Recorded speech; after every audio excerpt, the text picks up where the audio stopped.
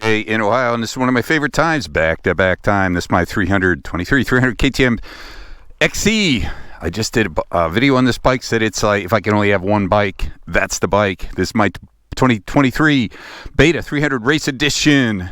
So I've got a new back-to-back loop set up today, kind of GP moto style, a little bit different. So let's see how my one bike does it all does against my Beta.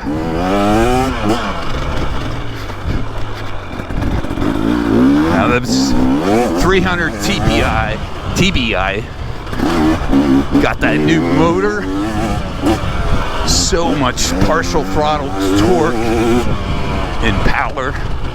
I'm actually running the white map since I'm going to be kind of slippery today.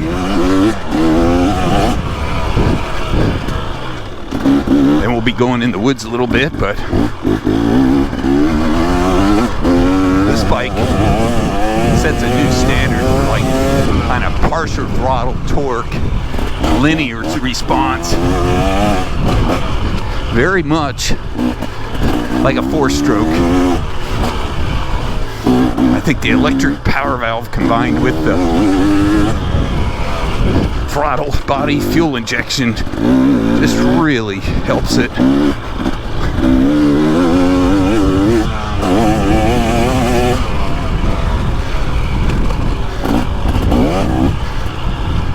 Now I did put my favorite set of spring cone valves on this bike. Had them for a while, and they are awesome.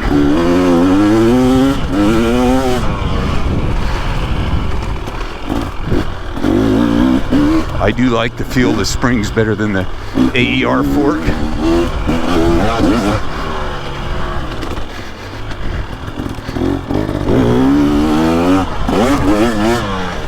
Now this bike is, even in the white map, is responsive. It may be too responsive for some people.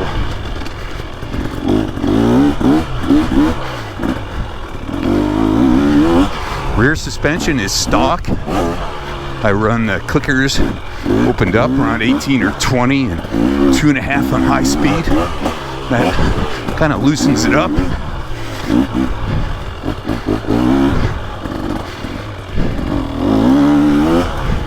This chassis, which feels stiff on a 4-stroke, feels absolutely fine on this bike. Good mix of stability and cornering. Big power.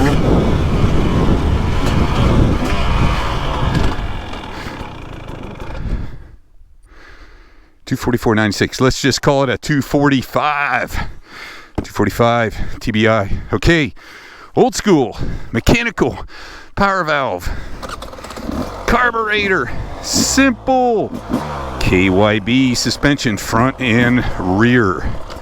So what do we do? 245, 245. Let's see what we're gonna do on the Beta, how it feels.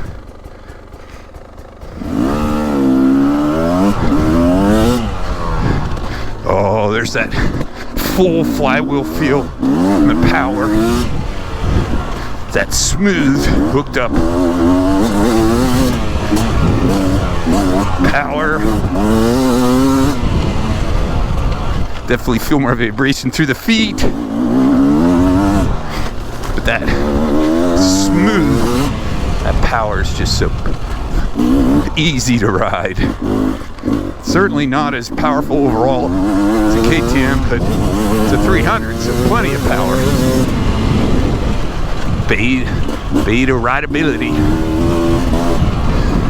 Now, these are street legal Metzler tires, 6 days, DOT approved, versus the Dunlops on the 300XC, but today they were working fine.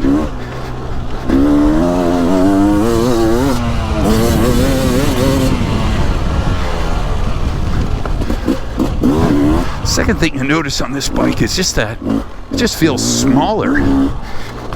And not in a cramped kind of way, but just more compact up front. And the front Steer's a little sharper. Ooh, locking up that front brake a little. Missing brakes are strong on this bike. But yeah, this front end just points. It has a little quicker, maybe a little bit more agility, agile, quicker steering than the KTM, which I noticed back in February when I rode these bikes back to back.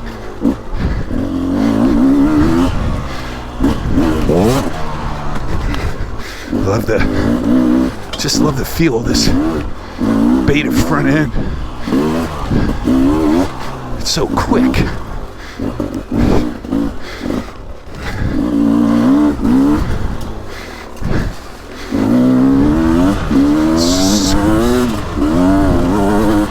Plenty of torque.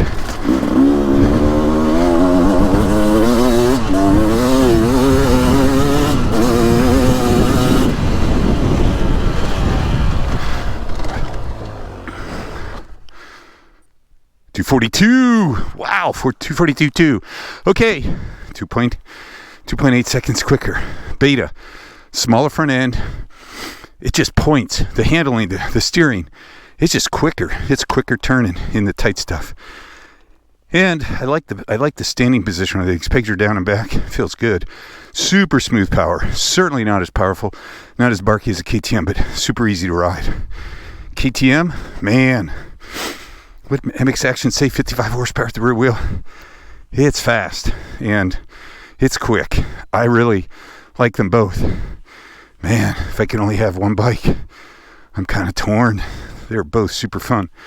More back to back soon. 2 thumbs up.